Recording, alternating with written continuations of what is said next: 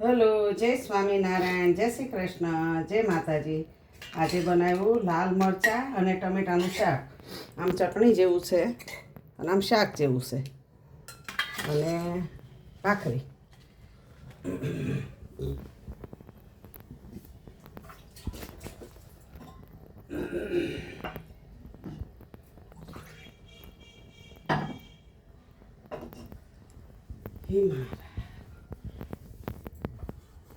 આજે ગરમી બહુ છે. મહારાજ સ્વામિનારાયણ.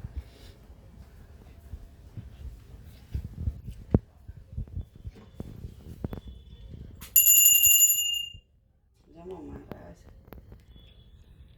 હાજી રહેશો મહારાજ.